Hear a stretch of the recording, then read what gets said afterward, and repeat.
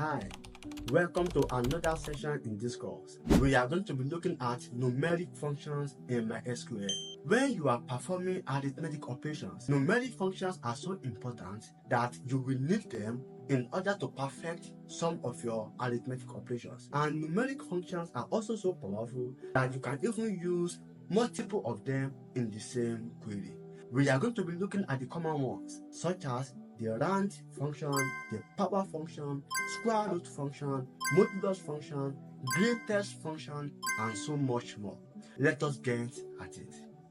The first function we are going to be talking about is the RAND function, which we use to round our value to the number of decimal places that we want. For example, let's say we use the RAND function. The first argument is the value we want to round up. So let's say 10.2333. And then we want to round it to 2 decimal places. So we specify the number of decimal places and then we close our parentheses.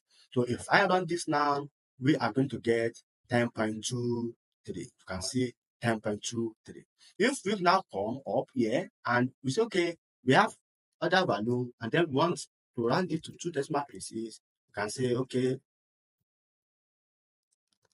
let's say we want to run it to just 1 decimal place, and then we have that. So let's run this and see what we get. You can see that we have this in 1 decimal places, and then we have the other value, which was initially in 2 decimal places. The next one is power, the power function. Assuming we want to get 10 raised to power 2, we use the power function for that. Our value is 10. We want to raise it by what power? Power of 2. If we do that, if I run this, we are going to get 100. You see, we get 100. If I turn this to 3, we are going to get 1000. So let's run it again. You get 1000. You can use any of these inside an arithmetic operation when you are writing your query. The next one we want to talk about is the square root function. The square root function is also like the power function. But let's say we want to get the square root of 100. So we put in there 100, and then you know that the answer to this should be 10. If we run this, we are going to get 10. Assuming we want to get the square root of the values in the other value, we just put square root here, and then we put only the value there. If we run this, we are going to get a column where we will have the square root of the other value. You can see that these values are round.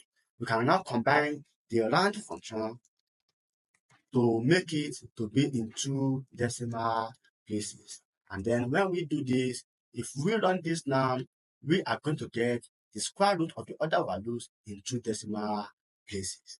The next function we want to look is the ceiling function and the floor function. Ceiling function will actually return our value to the nearest integer in terms of rounding it up to the upper nearest integer. Let me explain that. If we have ceiling, so we can use ceiling or we can just use ceil, and we have 10.2.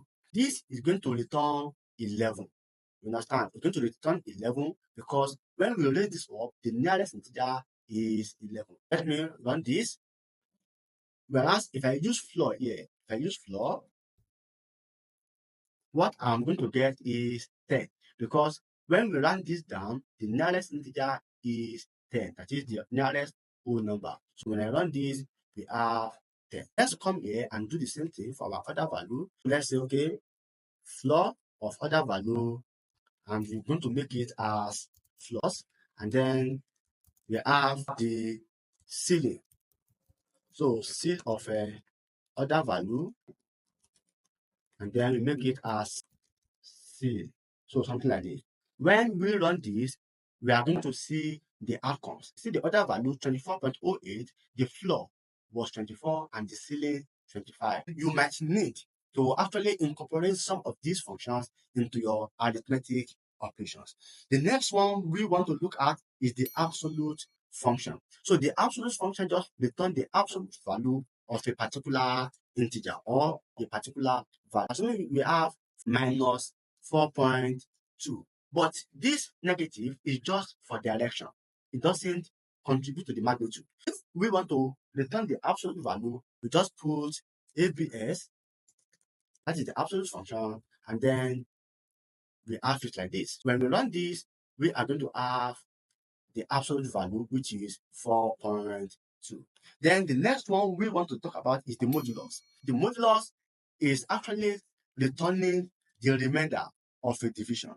Assuming we say 10 divided by 2, the remainder of 10 divided by 2 is 0, because 10 divided by 2 is 5, and the remainder is 0. So if we want to have the modulus of 10, just say the first argument is the value we want to have its modulus, which is 10, and then what are we dividing it by 2? Then this is going to return 0, because when we divide 10 by 2, we have 0. But what if I change this to 3? Which means that when we divide 10 by 3, we have 3. But we are going to be having a remainder of 1. If I run this, we are going to be having 1. And this is how the modulus function works in MySQL. The next one we want to look into is the RAND function. The RAND function is used to generate a random value between 0 and 1. When you run this like this, you discover that we are going to have a random value like this. If we run it again, we are going to be having another random value, but the value is going to be between 0 and 1. Let's run it again, another random value. So this is how the RAND function works in MySQL. The next one we want to talk about is the greatest function. The greatest function is used to check for the greatest value in a particular sequence. Let's say we have 4, 5, 6, 11. If I run this, it is going to return 11. You see now it has returned 11. Let us see how we can apply this in a column or in a table. Let's say, okay, we have the other value, and then we also have the age column. So let me return these two. So we have the other value, we have the age column. We want to create another column, and that column is going to be telling us which of these two values is greater for each particular row. Let me show you by example. So we say, okay, greatest, we put age, and we put other value. So when we do this, so let's say this is the data. When we run this particular query, it is going to return a new column. So let's examine this particular column. If you look at it, 24.8 is the other value, 8 is 40. It returns 40 because this value is higher than this value.